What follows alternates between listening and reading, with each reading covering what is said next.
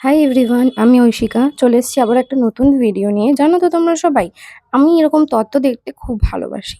আর এই তথ্যগুলো এত সুন্দর করে সাজিয়ে আমি ভিডিওটা পরপর বানিয়েছি। সকালবেলা তো সেরকম কেউ ছিল না, তথ্যগুলোকে এরকম করে সাজিয়ে একটা ভিডিও নেওয়ার কথাই ছিল। তাই জন্য আমি এই ভিডিওটা নিয়ে নিয়েছি। আর তোমরা দেখো প্রত্যেকটা তথ্য কি সুন্দর হয়েছে। 40 থেকে 45টার মতো তত্ত্ব এখানে ছিল। কিছু তত্ত্ব এখানে তোমরা দেখতে পাচ্ছ না, কারণ সেগুলো মিষ্টি ট্রে ছিল, সেগুলো মিষ্টি ওখান থেকে নেওয়া হয়েছিল। আর এখানে চলে এসেছিল বাস।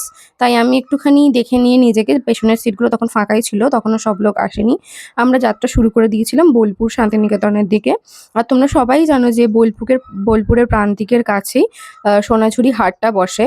আমি আগে থেকে বলেই রেখেছিলাম যে বাবলি দিকে যে আমি দেখো অত দূরে একদিনে আপ অ্যান্ড ডাউন করা আমাদের পক্ষে সম্ভবই নয়। খুব ভালো হয় যদি আমরা শনিবার ট্রেনে করে চলে যাই, আর আমরা তারপর সোনাঝুরি হাট-ফাট ঘুরে তোমার বিয়ের বৌভাতটা অ্যাটেন্ড করব। তো আনফরচুনেটলি দুদিন সকালেরই ট্রেন ক্যান্সেল ছিল, আর বিকেলে ট্রেনে গিয়ে কোনো দেখার মানে হয় না। তো সেই জন্য আমরা বাসে করেই গেছিলাম, আর এখানে বাবলিদির সাথে একটু দেখা ফেকা করে নিয়েছিলাম। তত্ত্বগুলো এনে ছবি-টবি তুলে নিয়ে আমি খেতে বসে গেছিলাম তাড়াতাড়ি, কারণ আমি সত্যি কথা বলতে আমি গেছিলামই সোনাঝুরি হাটে যাওয়ার জন্য। নাহলে একদিনে অত দূরে আপ অ্যান্ড ডাউন করার ইচ্ছে আমার ছিল না। তাই আগে থেকেই যাওয়ার প্ল্যান করেছিলাম, যদিও সেটা হলো না। তাহলে আমরা ঘুরেই বৌভাতে একেবারে চলে আসতে পারতাম। কিন্তু কি আর করা যাবে।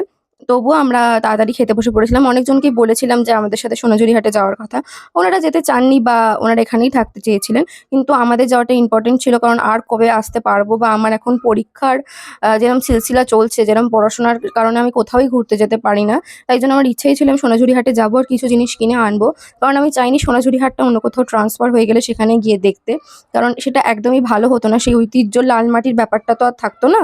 তো যাই হোক, পরে অনেক শুনেওছি আমি যে এই ব্যাপারটা নিয়ে অনেক কিছু হয়েছে, যে কেন গেছিলাম বা কাকে জানিয়ে গেছি বা কি বৃত্তান্ত তাতে। দেখো আমার মনে হয় কিছু বড়দেরকে জানিয়ে গেলে, আর যেখানে আমার মা আছে আর আমি একটা অ্যাডাল্ট মানুষ, কিছু হওয়ার তো প্রশ্নই ওঠে না, কারণ এখন তো সোলো ঘোরার যুগে কাউকে কিছু বলারই নেই। আমি বাস ছাড়ার আগে 5টার আগে আমরা চলে এসেছিলাম। নেক্সট দেখা হবে সোনাঝুরি হাটের